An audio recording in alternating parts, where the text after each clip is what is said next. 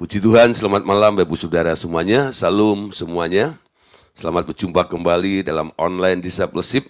Saya percaya kita dalam keadaan baik-baik semuanya, karena perlindungan Allah di dalam kehidupan kita. Amin. Nah, semuanya boleh berubah, tapi Allah yang kita sembah tak pernah berubah. Kasih-Nya, kuasanya, penyertaannya di dalam kehidupan kita semuanya. Nah, Bapak Saudara, malam hari ini kita akan melanjutkan materi pelajaran kita yang sudah kita pelajari dalam 2 sesi, yaitu tentang anak-anak kas. Ya, minggu lalu kita sudah belajar tentang anak-anak kas. Yang pertama adalah bagian pertama yang kita bahas, bahwa anak-anak itu harus melalui fase pendidikan. Ya, tanpa dididik anak itu nggak akan jadi. Jadi makanya Allah menyerahkan program pendidikan ini kepada orang tua yang ada di muka bumi. Orang tua yang lalai mendidik anaknya, mereka akan menyesal di kemudian harinya. Itu kata firman seperti itu ya.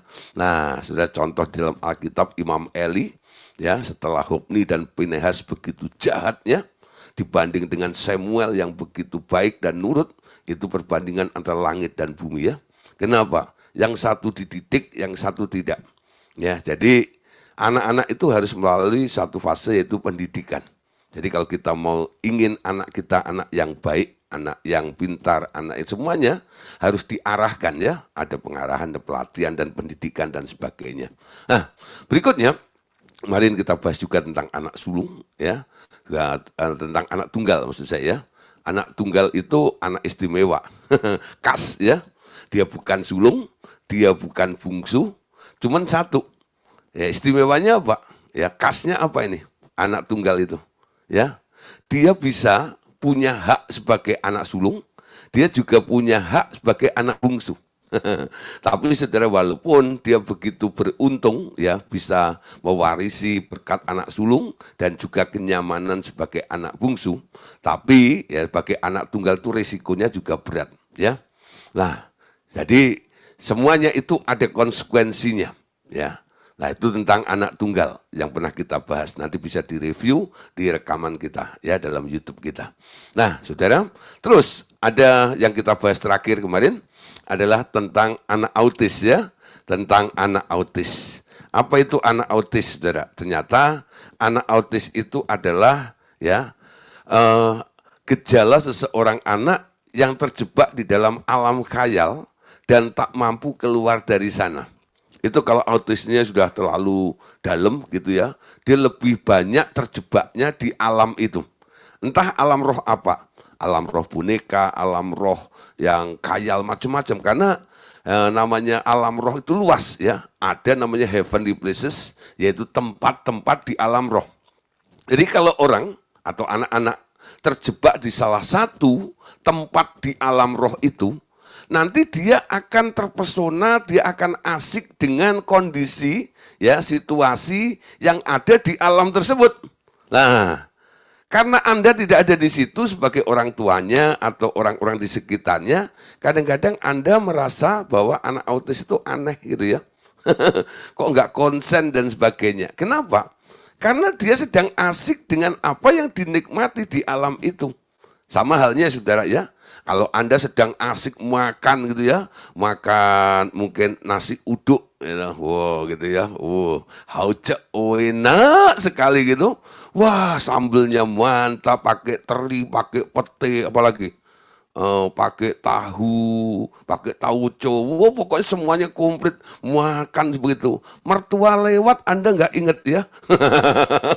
Kenapa? Lagi asik menikmati, seperti itu ya. Nah, itu gambaran simpelnya, betul nggak? Orang kalau lagi asik terpesona dengan sesuatu, dia nggak peduli dengan lingkungan lainnya, betul? Anak autis itu mirip seperti itu, ya. Karena dia terjebak di satu wilayah atau tempat tertentu di alam roh. Nah, biasanya anak-anak seperti itu, nah, dia akan lebih asik di tempat itu dan tak peduli, gitu, dengan sekitarnya itu, ya. Nah, saudara, jadi kalau kita menangani anak autis, sekarang mengerti ya. Bagaimana caranya? Secara roh, saudara, kita sudah diberi otoritas sebagai anak Allah untuk ya, mengikat apa yang di bumi, yang di surga, ya, dari bumi ini ya. Ya, Tuhan katakan, aku memberi kuasa kepadamu. Apa yang engkau ikat di bumi akan terikat di alam roh atau di surga. Apa yang kau lepaskan di bumi ini akan terlepas di alam roh.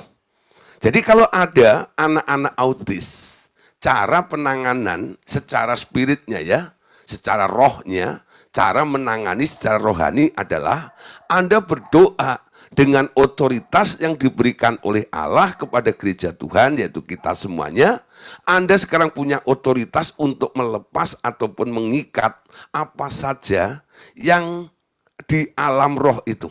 Jadi kalau ada orang terikat di sana, jadi dia terikat ya, terbelenggu di sana, terpenjara di situ. Anda bisa melepaskan dari bumi ini. Karena otoritasnya sudah diberikan kepada kita semuanya. Kadang-kadang dalam menangani hal tersebut, ya kalau mereka ada di dalam penjara-penjara, penjara pikiran, penjara jiwa mereka, lalu Roh Kudus menyatakan kepada saya seperti itu, saya lakukan apa? Aku buka itu pintu-pintu penjara, aku potong jeruji-jerujinya, ya, aku buka semuanya, aku tarik keluar dalam nama Tuhan Yesus, ya. Dan dengan segera, saudara, kesadaran daripada anak autis itu nanti akan muncul. Berapa kali saya lakukan seperti itu, ya. Ibunya bilang kadang-kadang, Pak, ini bisa berjam-jam seperti itu. Oke, sekarang kita buktiin ya, bahwa kita punya otoritas untuk melepas dan mengikat apa yang ada di alam roh. Lalu kami berdoa bersama-sama dengan keluarganya. Ya, aku lepaskan dari semua bentuk ikatan, penjara-penjara yang mengikat dia di alam roh itu. Sekarang aku tarik keluar, balik kesadarannya kembali dalam nama Tuhan Yesus. Nggak sampai 1 menit, 2 menit gitu. Dia mulai sadar kembali, berdiajak ngobrol kembali, beraktivitas normal kembali, saudara. Dan itu kalau dilatih terus, dilakukan seperti itu, nah, itu bisa, saudara. Jadi lama-lama itu adu apa namanya?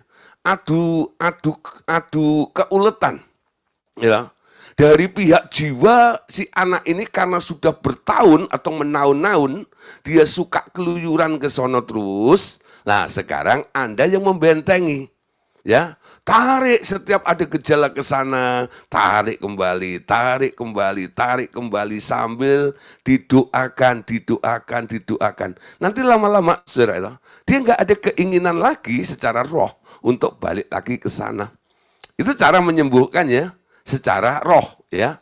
Nah, saudara, memang kadang-kadang para terapis mereka akan melakukan terapi kepada mereka, bukan?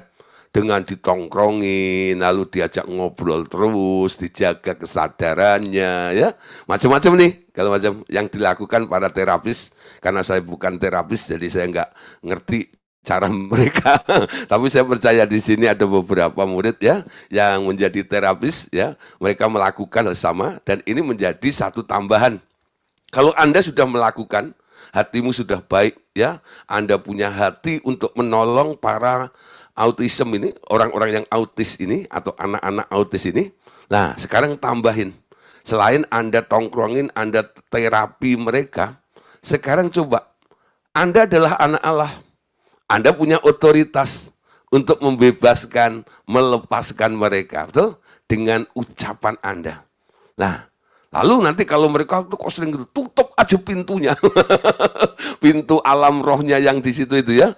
Nah, kalau memang ada ceritanya dan mungkin Anda mengetahui gejalanya apa, mungkin itu dari masa kandungan karena maminya suka melamun dulu, lalu anak ini sudah mulai terbawa ke alam itu sejak dari kandungan, lah minta ampun mamahnya dulu ya, nah lalu dilakukan penyelesaian dari sejak dari awal kejadian itu, nah macam-macam, saudara ya. Atau mungkin dulu dia iseng-iseng ya, karena teman-temannya perempuan semuanya main boneka, gitu.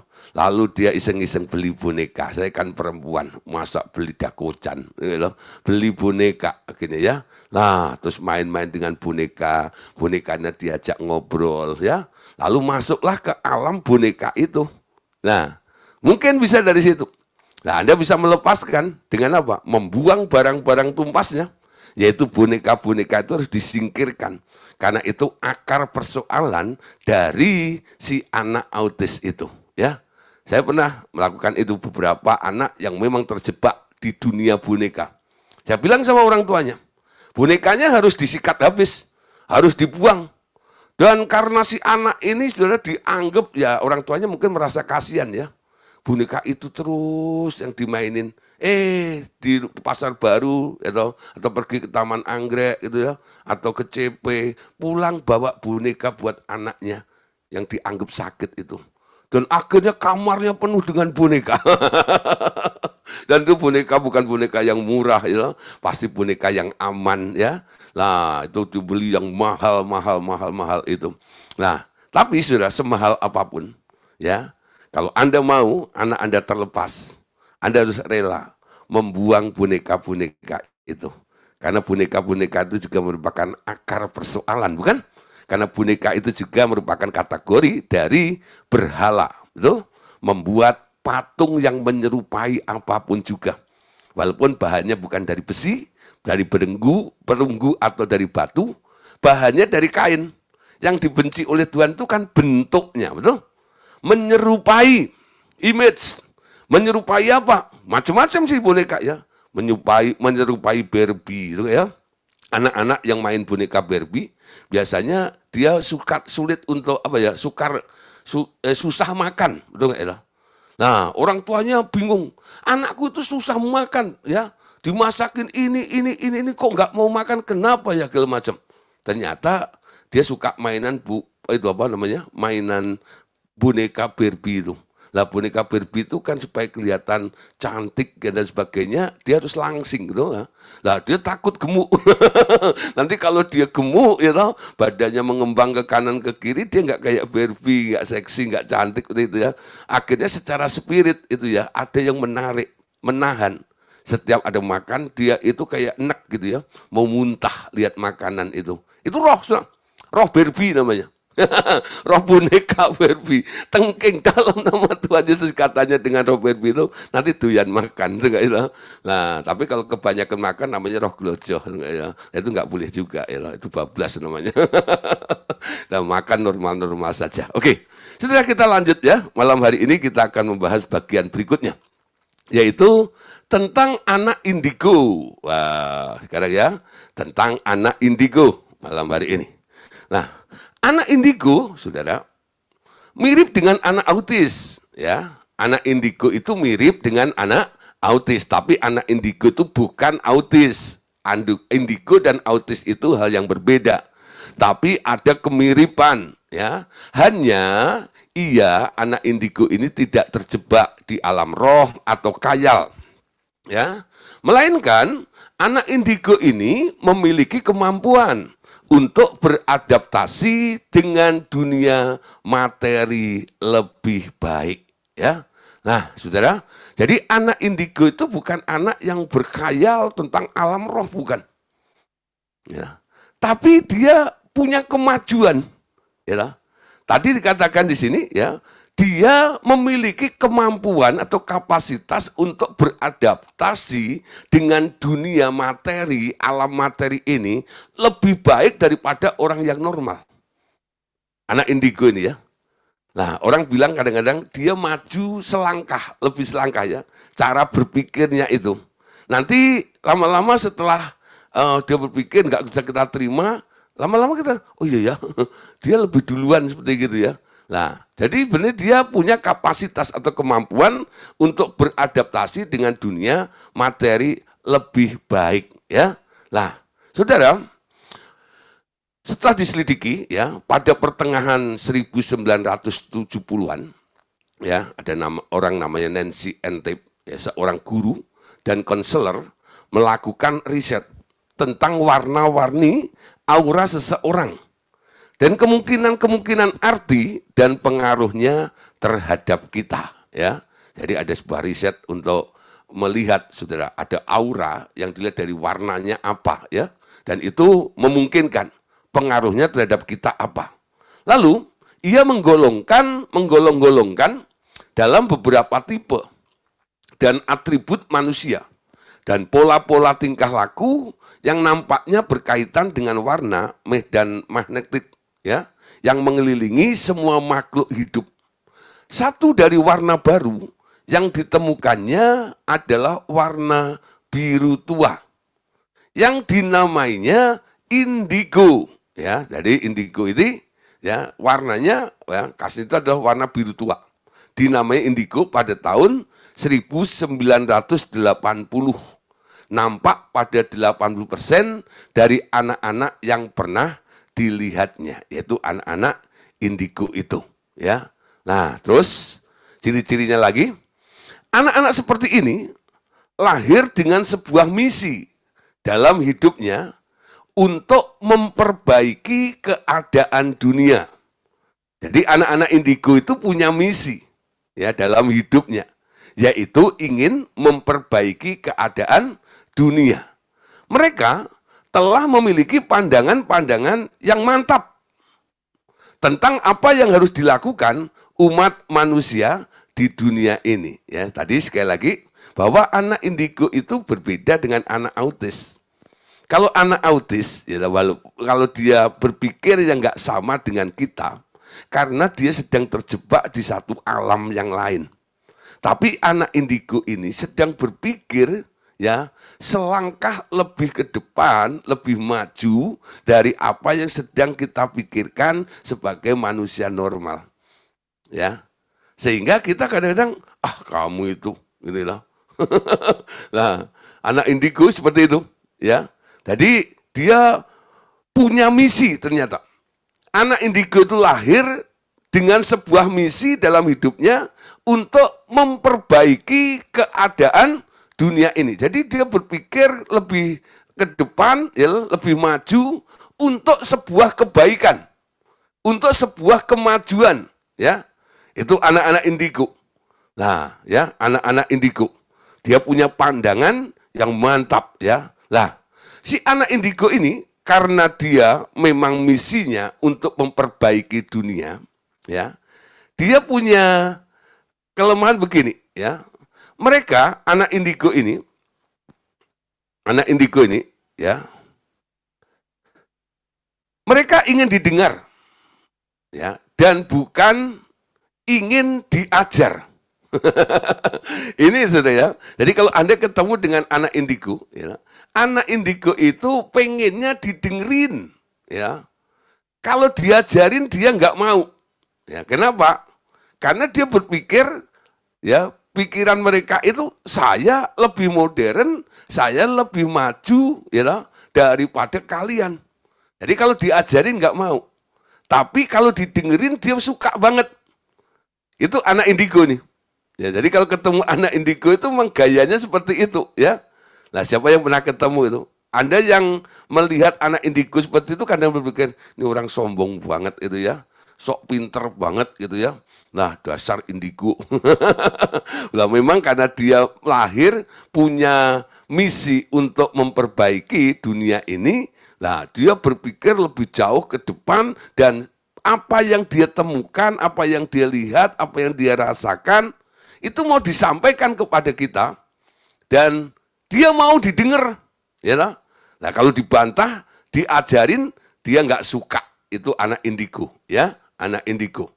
Terus mereka mempunyai kemampuan yang lebih cepat untuk memasuki alam roh dan mencari hal-hal di alam roh, bahkan ya melihat malaikat, bahkan berkomunikasi dengan Roh Kudus, berkomunikasi dengan Tuhan Yesus, dan selanjutnya dengan Allah Bapa bila cukup mendapat bimbingan Roh Kudus. Ya, anak indigo itu sebenarnya ada plusnya, ya, karena dia mau meninggalkan apa yang dilihat hari ini, sekarang ini untuk kedepannya.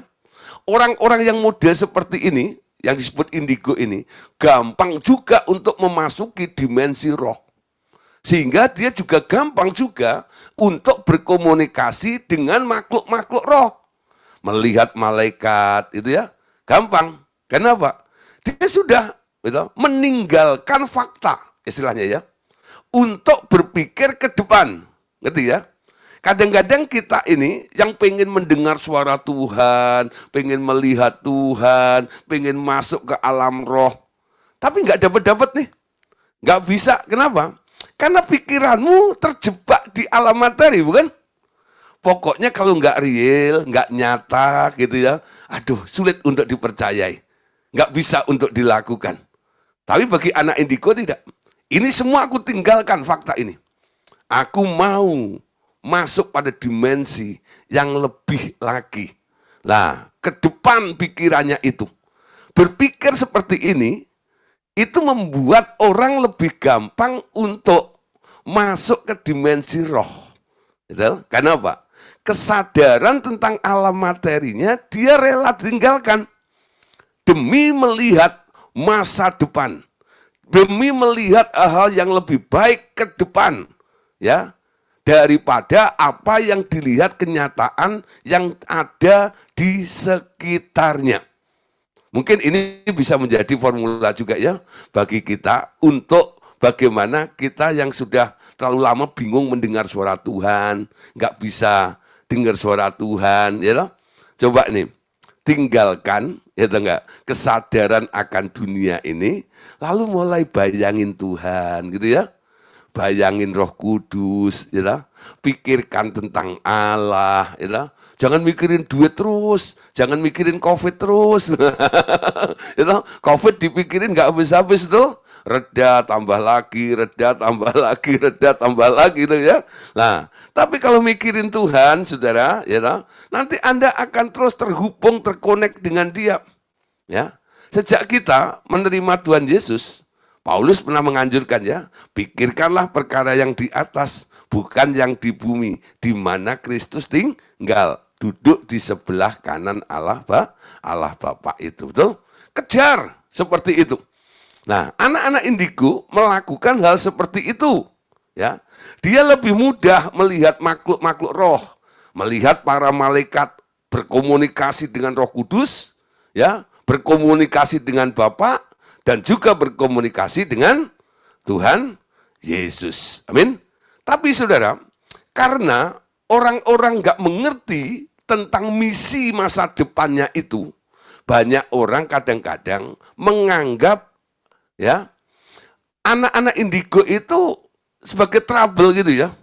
Nah, biasanya orang tua yang memiliki anak-anak yang autis ya, mereka sering berpikir begini. Orang tuanya sering memperlakukan mereka sebagai anak pemberontak dan memaksakan mereka menuruti aturan-aturan umum yang tidak dapat diterimanya, ya, yang tidak dapat diterimanya. Nah, biasanya seperti itu. Jadi orang tuanya nuntut, ya, ini nggak bisa, ini nggak bisa, ini, ya. Lalu dipaksa si anak ini berantem nih sama orang tuanya. Nah, si anak itu kan apa? Beda cara berpikirnya. Di sini saya memberikan ada 10 garis besar ya, tanda-tanda anak indigo. Jadi Bapak Saudara boleh mencatat nih, ini tambahan dari kami ya. Di sini ada 10 garis besar tanda-tanda anak indigo ya. Yang pertama, saudara, ya, mereka datang ke dunia dengan perasaan seorang raja atau ratu dan bertingkah seperti itu, ya, nah, mau didengar, ya, mau dihargai pendapatnya, gitu ya. Nah, dia merasa punya sesuatu, ya, apa namanya, kuasa seperti itu, ya. Jadi mereka datang ke dunia dengan perasaan seorang raja atau ratu dan bertingkah seperti itu, ya. Nah, saudara, kalau orang-orang Jawa ini biasanya kalau ketemu dengan rajanya itu, ya, dia kadang-kadang pokoknya raja itu ngomong apa saja, jawabannya cuma satu, sendiko dawuh. Gitu. Apa itu sendiko dawuh? Gitu. Tuk, tuk, tuk, tuk, tuk, tuk. Kalau di pewayangan itu, sendiko dawuh itu apa? Pokoknya gitu ya, semua perkataan daripada raja itu adalah sabda yang harus didengar dan harus dilakukan. Kalau tidak dilakukan ada konsekuensinya, dihukum. Nah, saudara, Anak-anak indigo itu lahir dengan perasaan dia seorang ratu, ya know, atau seperti seorang raja. Ya know. Nah, jadi kalau kita you know, menemui anak-anak indigo seperti itu, Anda harus memaklumi dulu keadaannya nih. Dia lahir, ya know, ibaratnya dia itu merasa dirinya seorang raja, seorang ratu. Dan dia banyak ngomong, kadang-kadang gini, memberitahu gini, segala macam gitu. Ya sabar-sabarlah menghadapi mereka gitu ya. Jangan langsung bantahan dengan mereka. Anda bantah dengan mereka, dia nggak bakal reda. Ya, dia nggak bakal mengalah. Kenapa? Raja kok dilawan, ratu kok dilawan, tuh nggak itu? Nah, dia maunya menang. Itu anak-anak indigo, ya. Nah, saudara, yang kedua, saudara, ya. Yang kedua di sini, mereka memiliki perasaan selayaknya aku hadir di sini dan merasa heran bila ada orang tak suka akan gagasannya itu, ya. Jadi apa yang dia lihat, apa yang dia rasakan, apa yang ada di dalam benaknya, itulah ya aku ada di sini. Walaupun Anda tidak mengerti, ya di situ. Nah, tentang gagasan-gagasannya itu, walaupun Anda heran dengan apa yang sedang dipikirkannya, tapi dia happy di situ. Ya, karena apa? Dia merasa masuk ada di daerah itu. Ya, coba memberitahu kepada kita semuanya tentang hal-hal yang telah dilihat di masa depan itu, ya. Nah, yang ketiga, saudara, tentang ciri-ciri anak indigo, ya. Yang ketiga, rasa harga diri, ya, bukan suatu hal yang penting. Mereka sering memberitahu orang tua mereka siapa diri mereka sebenarnya, ya.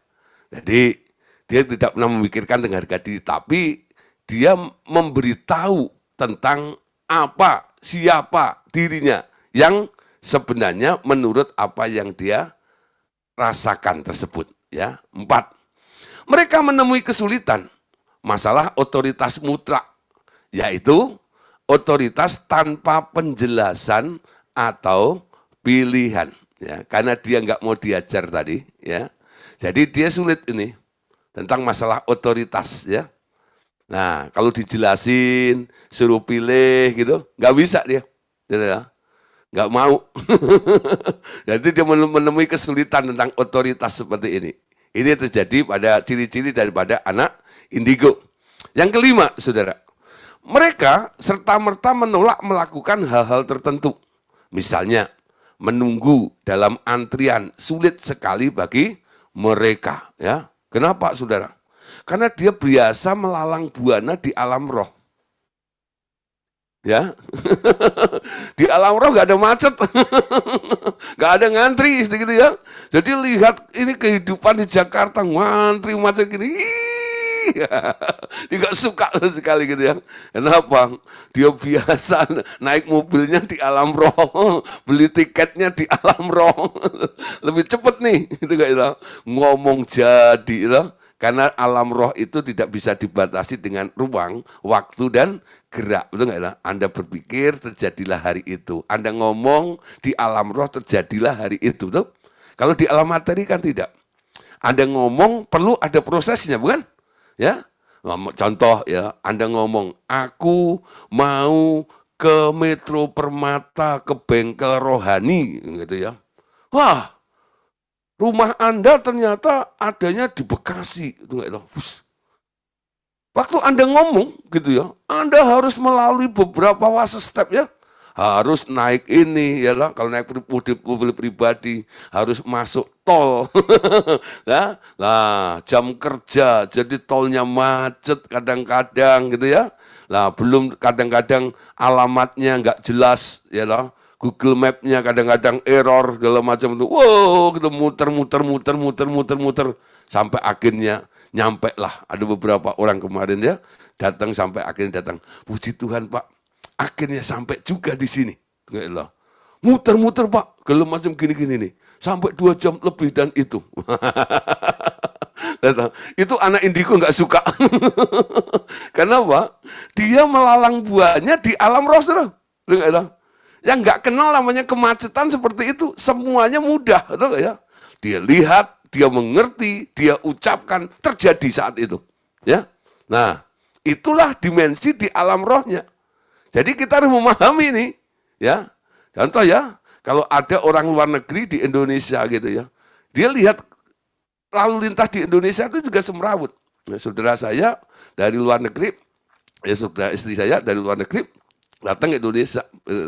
Ya, dia bisa nyetir, gitu. Dia bilang, gimana mau nyetir di sini kalau macam, wah nggak berani, gitu. Takut sama bajai.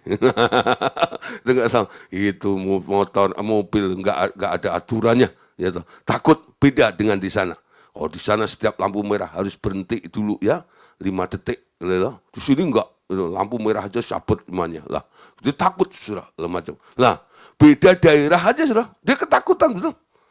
Apalagi alam roh. Lah anak indigo ini biasa melalang buana di alam-alam seperti itu.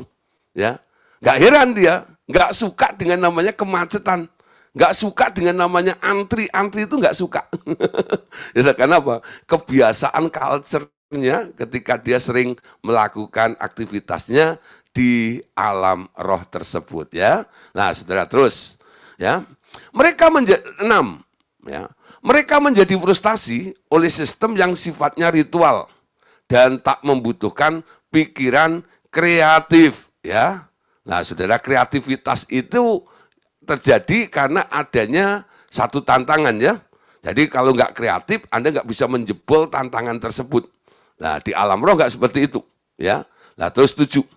Mereka sering melihat cara yang lebih baik untuk mengerjakan sesuatu, baik di rumah maupun di sekolah, yang membuat mereka terlihat sebagai pendobrak sistem, tidak sesuai dengan sistem apapun juga ya. 8 sekarang. Mereka nampak seperti antisosial kecuali berada di antara sesama jenisnya. Bila tak ada orang lain yang memiliki kesadaran sejenis mereka, mereka sering makan dalam ya. Nah, makan dalam itu makan hati, itu ya, makan dalam ya, merasa tak seorang pun mengerti mereka. Nah, pergaulan di sekolah juga sering menjadi hal yang amat sulit bagi mereka, ya. Dan mereka bisa enjoy, ya, mereka bisa nyaman kalau bersama dengan sejenisnya orang indigo, ya. Nah, makanya nampak seperti anti sosial seperti itu. 9, saudara, ya. Mereka tidak memberi respon kepada cara disiplin dengan rasa bersalah. Tunggu sampai papa pulang dan melihat apa yang telah kau lakukan, ya. Nah, jadi dia nggak punya rasa seperti ini, ya. 10. Mereka tak merasa malu untuk memberitahu Anda apa-apa yang mereka butuhkan, ya. Nah, ini ditulis oleh Lee Carroll and Jean Tauber, ya. Ini saya ambil dari riset mereka, ya. Mereka tak merasa malu untuk memberitahu Anda, ya. Nah, memberitahu apa yang mereka butuhkan. Nah, lanjut saudara, ya. Seorang anak indigo biasanya memiliki kepribadian dengan karakteristik sebagai berikut, ya. Pertama, ya. Dia berkemauan kuat. Lahir tahun 1978 atau berikutnya. Anak indigo itu kelihatan keras kepala, kreatif dengan bakat artistik dalam musik, pembuatan perhiasan, ya, puisi dan sebagainya. Terus cenderung kepada ketagihan-ketagihan. 6. Memiliki jiwa dewasa sepertinya berusia 13 tahun sampai terus ke usia 43. 7. Intuisinya hidup dan seperti cenayang. Bisa jadi disertai pengalaman melihat malaikat-malaikat atau orang-orang yang sudah mati, ya. Nah, terus 8. Seorang yang suka mengurung diri, baik melalui tindakan luar yang agresif atau sikap introvert yang rapuh ke dalam hatinya. 9. Mandiri dan bangga, walaupun sebenarnya mereka selalu meminta uang dari Anda. Jadi jangan deket-deket sama orang indigo. Minta duit ujung-ujungnya. Ya. Nah, saudara 10, memiliki kerinduan besar sekali untuk menolong dunia dengan cara yang besar, ya. Nah, yang ke-11 ini, saudara, anak indigo itu berayun-ayun antara rasa tak berguna dan hal yang muluk-muluk. Nah, ini kadang-kadang dia merasakan situasi seperti ini. Nggak merasa berguna karena idenya selalu ditolak, ya. Dan kadang-kadang dia punya keinginan untuk memberitahu hal yang luar biasa, yang tinggi-tinggi gitu ya, yang muluk-muluk ya. Lah 12 ini hati-hati, dia pemboros. Pembosan kok, pembosan ya. Gampang bosan ya, karena apa? Melihat fakta di dunia materi ini. 13 ya. Mungkin pernah didiagnosis sebagai penderita ADD, Attention Deficit Disorder, atau gejala kurang perhatian, sehingga dia tergolong hiperaktif dan impulsif, atau ADHD ya, Attention Deficit Hyperactivity Disorder. Gejala di mana anak-anak atau orang dewasa mengalami kesulitan memusatkan perhatian, cenderung terkena penyakit sukar tidur, tidur yang gelisah, mimpi-mimpi buruk, atau ketakutan, sulit untuk tidur ya. 14 nih ya. Punya sejarah depresi, bahkan pikiran-pikiran bunuh diri atau mencoba bunuh diri. Mencari persahabatan yang sungguh-sungguh dalam persahabatan yang kekal. 16, mudah sekali terikat dengan tanaman atau binatang-binatang ya. Nah, ini diambil dari Doreen Virtue ya. Nah, saudara, berikut ini ada juga hasil observasi berdasarkan pengisian banyak kuesioner ya. Di sini pertama, mereka anak indigo ini memilih sport yang pribadi, bukan yang rame-rame. Kalau saja ia menikmati sport ya, olahraga. Kedua, mereka terikat sangat dengan orang tua yang berlawanan jenis ya, dengan mereka.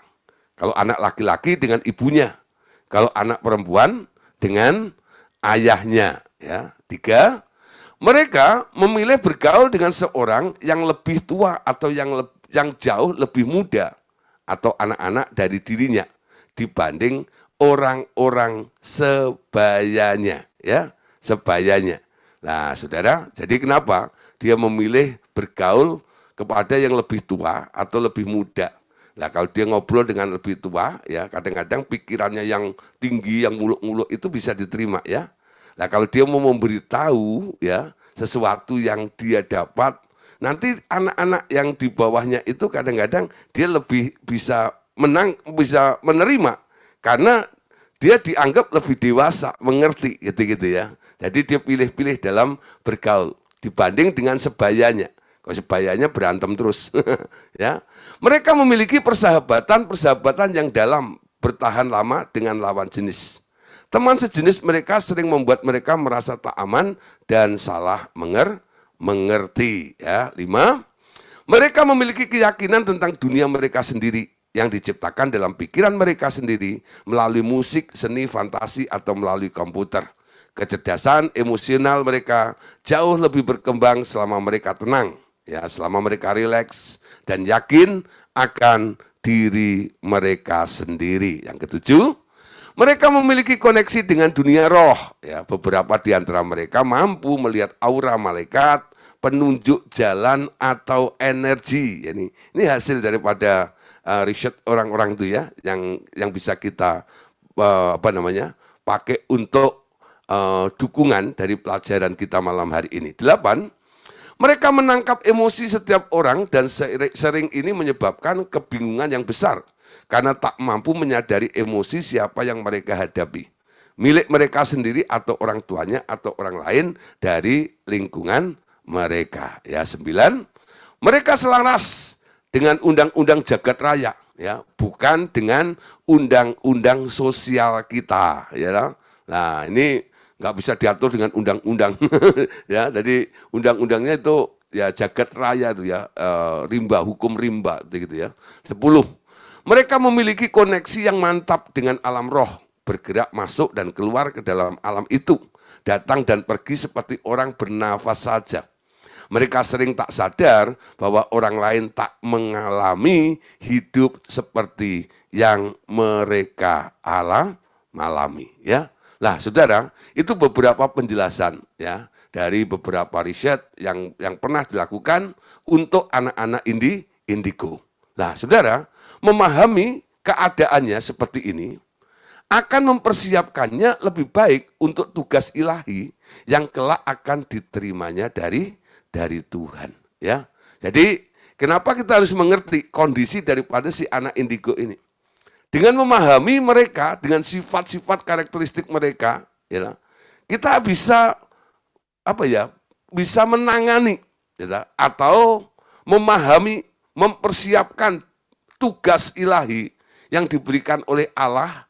Kalau toh kita harus untuk bergaul atau mendoakan anak-anak indigo itu. Karena dia gampang masuk alam roh. Kalau dia dibimbing oleh pembimbing rohani, dia akan masuk ke alam roh rohani dengan lebih cepat dan baik. Ya. Tapi kalau nggak dibimbing oleh pembimbing rohani, dibantah terus alam roh tadi itu.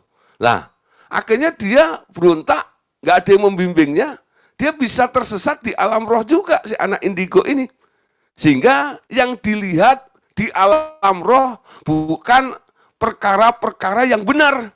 Karena dia apa? Masuk ke dalam alam roh yang salah. Di situ banyak roh-roh jahatnya.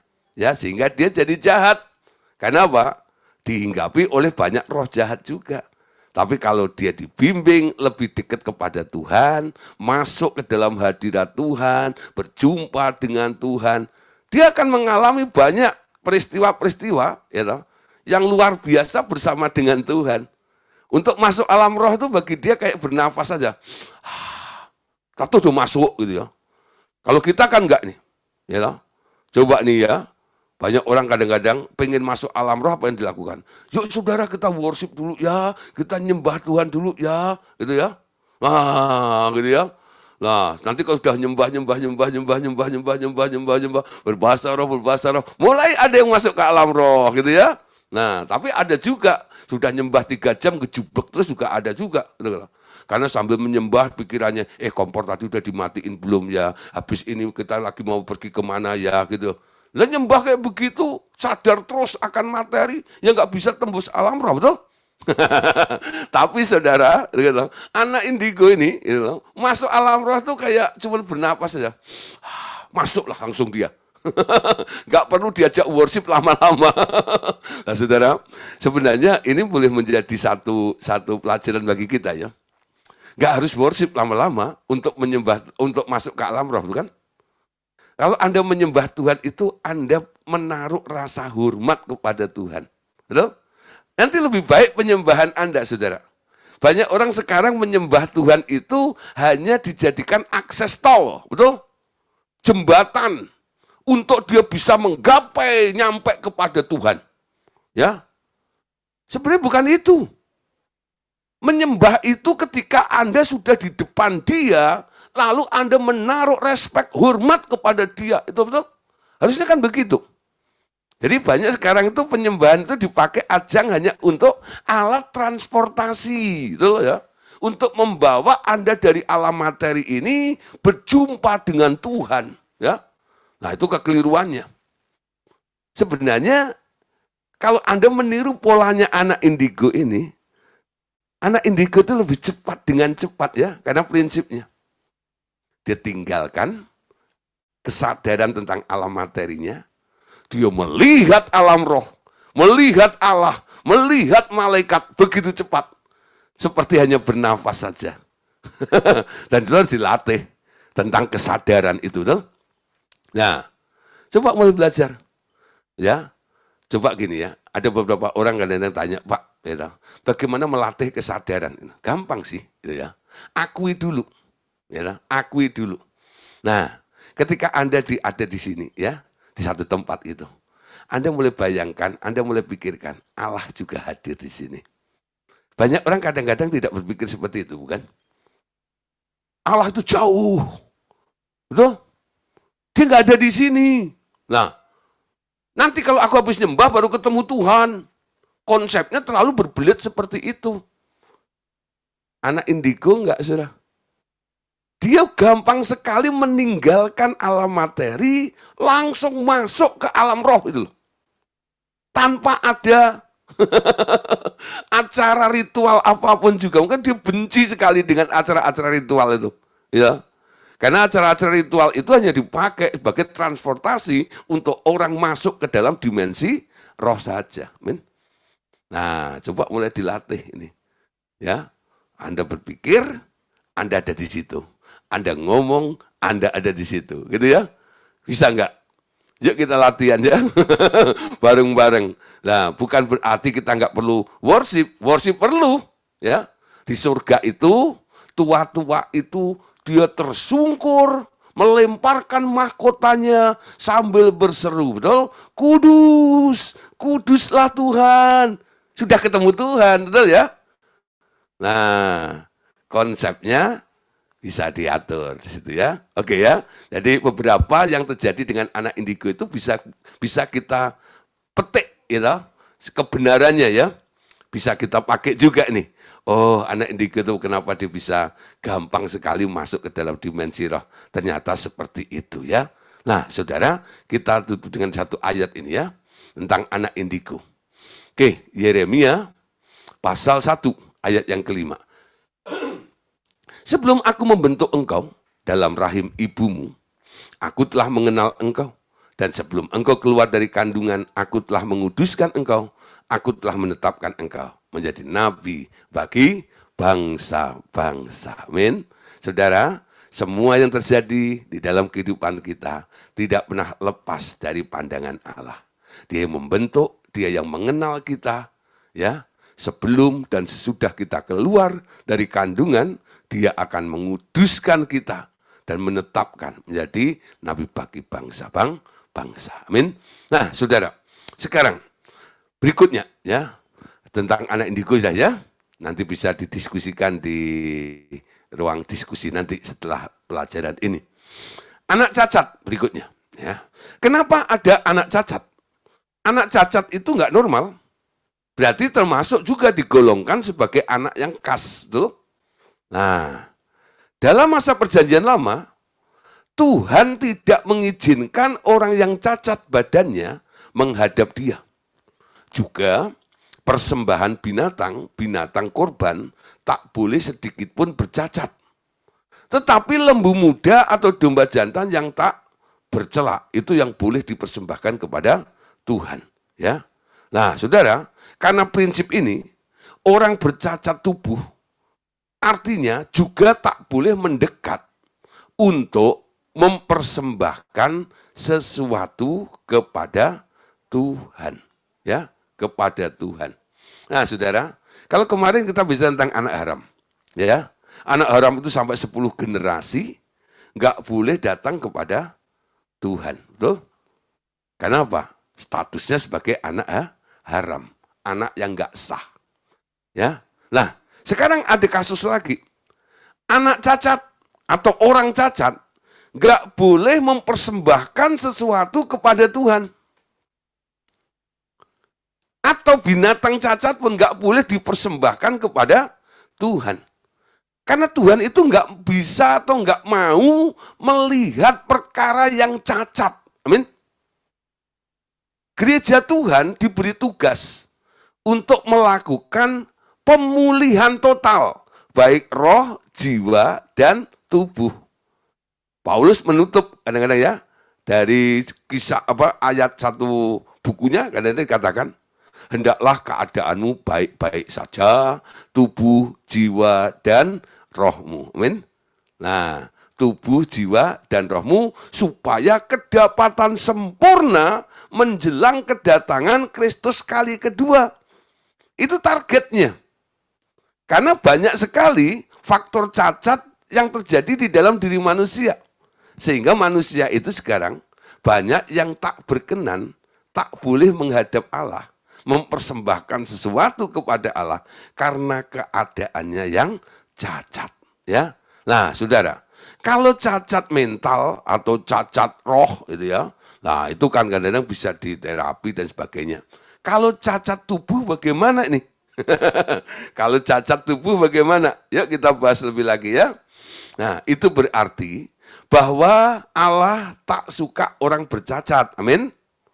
Tapi sebaliknya, karena kasihnya, Tuhan Yesus menyembuhkan orang bercacat selama ia ada di dunia agar mereka boleh masuk menghadap Bapaknya di surga. Pemulihan orang cacat adalah salah satu pekerjaan Bapa surgawi kita. Amin. Ketika firman ini disampaikan, lalu mungkin Bapak Ibu Saudara, Anda mungkin ya, dalam keadaan kondisi mengalami kecacatan dalam tubuh Anda. Jangan putus asa, karena keadaan kondisimu yang sedang cacat saat ini. Memang Tuhan gak suka melihat orang yang cacat. Apa yang Tuhan inginkan, apa yang Tuhan harapkan, dan apa yang Tuhan mau, Dia gak suka dengan orang cacat ini, jangan membuat Anda jadi tertolak dan terhina gitu loh. Ya, justru di sini Anda harus bisa bersyukur karena punya Tuhan, punya Allah yang gak suka lihat ada yang cacat. Amin. Artinya apa? Ketika Anda cacat dan Tuhan ingin, Dia tidak suka melihat yang cacat, Anda bisa berkata kepada Tuhan, Tuhan, Engkau kan gak suka ada yang cacat ya. Artinya, Engkau harus sembuhkan aku dong. Supaya aku bisa datang kepadamu. Karena masalah kecacatan ini aku terhalang. Engkau nggak suka sama cacat. Bagaimana supaya aku bisa datang kepadamu? Sembuh, betul? Nah, coba kabar ini Anda beritahukan kepada banyak orang-orang yang cacat nih. Anda cacat ya. Jangan sedih. Jangan merasa beda dengan orang lain karena keadaanmu cacat ini. Beritakan, Bapak nggak suka orang yang cacat. Bapak nggak suka dengan keadaan yang cacat. Artinya bukan Bapak itu mau menolak Anda, bukan. Tapi Bapak itu ingin menyembuhkan Anda. Kalau kamu ngerti tentang hatinya Bapak. Amin. Coba saudara, yang sedang mengalami banyak problem dalam kehidupan, khususnya kecacatan dalam tubuh Anda. Datang dengan Tuhan, kepada Tuhan. Bukan mendakwa Tuhan, bukan meraung-raung di hadapan Tuhan, bukan. Datang kepada Tuhan dengan iman. Iman itu dengar apa katanya Tuhan. Tuhan, aku dengar. Engkau nggak suka sama orang cacat kan? Gimana dengan aku yang cacat ini? Gitu loh. Ngerti saudara maksud saya? Ini namanya datang dengan iman. Kira-kira Anda bisa disembuhkan nggak? Bisa. Betul? Karena apa? Anda klaim programnya dia. Betul? Ini kan programmu. Program menyembuhkan semua yang cacat. Itu. Amin. Tuhan nggak suka sama yang cacat. Oleh karena itu, ketika anaknya, Tuhan Yesus disuruh ke bumi, Dia mendemonstrasikan kuasa Bapaknya itu kepada manusia. Berapa orang cacat disembuhkan oleh Tuhan Yesus. Itu menunjukkan bahwa Bapak sanggup, Bapak mau memulihkan setiap orang yang cacat. Amin. Ini kabar baik, sudah. Ya, kabar baik nih. Ya, kabar baiknya apa? Bapak tidak suka melihat orang cacat. Amin. Dia punya hati ingin menyembuhkan orang cacat. Nah, para orang cacat ini harus ngerti hatinya Tuhan. Harus ngerti tujuan Allah ini. Kenapa dia nggak suka? Betul? Karena dia sempurna. Semua yang datang kepada dia harus sempurna seperti Bapa di surga adalah sempurna. Jadi saudara, pekerjaan tentang memulihkan, menyembuhkan itu proyek Bapa yang mau dikerjakan dalam kehidupan kita. Imamat 21 ayat 16 sampai 20.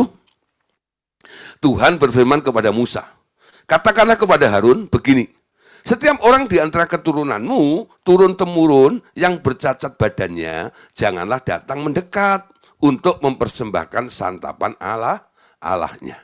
Ya, pertama, Tuhan bilang kepada keturunan Harun, karena Harun ini, ya suku Lewi, keturunan Harun ini sudah diangkat oleh Allah untuk menjadi imamnya Allah. Amin. Sejak kita ditebus oleh Tuhan Yesus, 1 Petrus 2:9 katakan apa? Kamulah bangsa yang terpilih, imamat yang rajani, bangsa yang kudus, umat kepunyaan Allah sendiri itu. Kita ini sekarang menjadi kelompok imam. 2 tahun ini RTM membahas tentang value RTM, betul? Kok RTM? Perlu imamat rajani itu loh. Betul nggak itu? Untuk menyadarkan Bapak Ibu Saudara, Anda itu imam, betul nggak? Dan imam itu tugasnya mempersembahkan sesuatu kepada Tuhan. Amin. Tapi Tuhan bilang, keturunannya Harun yang cacat nggak boleh mempersembahkan sesuatu kepada Tuhan. Ya. Nah, tugasnya apa? Tugasnya ya itu bagian imam, tapi imam bagian ya itu loh, motong kambing, motong sapi, bersihin usus gitu ya. Nyuci nyuci daging gitu ya. Tapi dia nggak boleh membakar ukupan kurban bakaran itu kepada Tuhan, nggak boleh, saudara. Nggak boleh mempersembahkannya kepada Tuhan. Jadi ada nih kelompok-kelompok imam yang dari keturunan Harun ini, yang tugasnya hanya pekerjaan-pekerjaan rendah gitu. Kenapa? Yang cacat gitu ya. Nggak boleh mempersembahkan kepadaku. Karena aku kudus, aku sempurna. Itu alasannya. Ya. Jadi yang mempersembahkan maupun yang dipersembahkan harus kudus dan sempurna juga. Ayat 18-nya, saudara. Perhatikan ya. Ayat 18-nya. Ini kata Tuhan, karena setiap orang yang bercacat badannya tidak boleh datang mendekat. Artinya dari jauh ya. Boleh nyuci tadi itu, nyuci piring, nyuci wajan gitu ya, boleh itu ya. Orang buta ya, itu cacat juga ya. Orang timpang, orang yang bercacat mukanya, orang yang terlalu panjang anggotanya, orang yang patah kakinya atau tangannya, orang yang berbongkol atau yang kerdil badannya atau yang bular matanya, orang yang berkedal atau berkurap atau yang rusak buah pelirnya, ya itu nggak boleh mempersembahkan kepada Tuhan atau datang mendekat kepada Tuhan, ya. Jadi cacat namanya. 2 Samuel pasal 5 ayat 6. Lalu raja dengan orang-orangnya pergi ke Yerusalem, menyerang orang Yebus, penduduk negeri itu. Mereka itu berkata kepada Daud, engkau tidak sanggup masuk kemari, orang-orang buta dan orang-orang timpang akan mengenyahkan engkau. Maksud mereka, Daud tidak sanggup masuk ke kemari. Ya, nah saudara, jadi ada perbedaan sini ya, antara Daud dan orang timpang dan orang buta itu. Ya, lanjut dulu, 2 Samuel 5:8, Daud telah berkata pada waktu itu, siapa yang hendak memukul kalah orang Yebus, haruslah ia masuk melalui saluran air itu. Hati Daud benci kepada orang-orang timpang dan orang-orang buta. Sebab itu orang berkata, orang-orang buta dan orang-orang timpang tidak boleh masuk bait itu. Ya, nah saudara, Daud itu ya sebagai raja, dia melarang. Pokoknya yang cacat, orang buta, orang timpang khususnya, nggak boleh masuk bait suci. Makanya dia dihadang nih sama orang itu. Kamu nggak bisa sini ya. Nah, kenapa? Daud itu benci. Gitu. Daud menghargai bait suci itu. Nah, harus dipersembahkan oleh orang-orang yang tidak bercacat. Matius 15, ayat yang ke-30. Kemudian orang banyak berbondong-bondong datang kepadanya, membawa orang lumpuh, orang timpang, orang buta, orang bisu, dan banyak lagi yang lain, lalu meletakkan mereka pada kakinya Yesus, dan ia menyembuhkan mereka semuanya. Ini kabar baiknya, saudara. Ya. Nah, ketika Tuhan Yesus di sinagog, dia pertama kali khotbah di situ, setelah memulai pelayanannya, dia mengutip kitab Yesaya. Roh Allah ada padaku, dia telah mengurapi aku untuk menyembuhkan orang sakit, untuk memulihkan. Itu misinya daripada Yesus di muka bumi ini. Ya. Nah, saudara, ada kabar baik ya. Walaupun dia nggak suka dengan yang cacat, tapi dia mau memulihkan yang cacat itu melalui pelayanan Tuhan Yesus pada waktu itu. Yohanes 9 ayat 1 sampai ayat yang ketiga. Nah, ini contoh lagi, ya. Waktu Yesus datang sedang lewat, ia melihat seorang yang buta sejak lahirnya. Murid-muridnya bertanya kepadanya, "Rabi, siapakah yang berbuat dosa?" Ya, siapa yang berbuat dosa? Orang ini sendiri atau orang tuanya? Sehingga ia dilahirkan buta. Jawab Yesus, bukan dia dan bukan juga orang tuanya, tetapi supaya pekerjaan-pekerjaan Allah dinyatakan di dalam dia. Ya. Nah, saudara, tentang orang yang sudah terlanjur cacat seperti itu, banyak orang kadang berpikir, ini salah siapa ya? Itu salah bapaknya, ibunya, atau orang itu sendiri, gitu ya. Sampai dia buta dari kandungan itu. Yesus bilang apa? Bukan salah siapa-siapa. Alasannya cuma satu. Apa? Supaya pekerjaan Allah dinyatakan di dalam dia. Orang kadang-kadang ribut cuma masalah salah siapa. Betul kan? Ini salah siapa? Ini salah siapa? Tuhan datang kepada Anda yang sedang bingung, ini salahnya apa? Ya, lalu Tuhan bilang, nggak ada yang salah. Semuanya itu diizinkan terjadi supaya pekerjaan-pekerjaan Allah dinyatakan di dalam dia. Amin. Ini kabar baiknya. Ternyata Allah punya proyek nih, menyembuhkan setiap yang terluka atau tercacat itu. Ya. Nah, saudara, boleh disimpulkan begini. Bahwa dalam kedua kenyataan itu, Tuhan benci orang cacat ya. Tapi ia menyembuhkan semua orang cacat ketika datang ke bumi itu.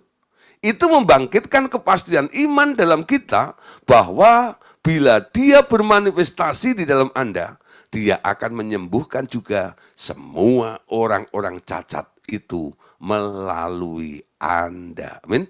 Kalau dulu Allah Bapa mendelegasikan tugas untuk pemulihan kepada orang-orang cacat kepada Tuhan Yesus. Sekarang tugas itu juga dipercayakan kepada Bapak Ibu Saudara. Amin. Untuk apa? Memulihkan, menyembuhkan yang cacat itu juga. Amin. Orang buta dalam nama Tuhan Yesus. Melek. Orang tuli dalam nama Tuhan Yesus. Dengar. Amin. Ya, orang lumpuh, bangun juga, amin. Nah, sekarang otoritasnya harus diperkuat dalam diri kita ini. Semakin Anda menyatu dengan keinginan Tuhan, otoritas kuasa untuk memulihkan itu akan dipercayakan kepada Bapak Ibu Saudara. Seperti Yesus melakukannya, Anda pun juga boleh melakukannya. Amin. Nah, saudara, bagian terakhir, ya. Di sini ada orang cacat ya, karena penolakan.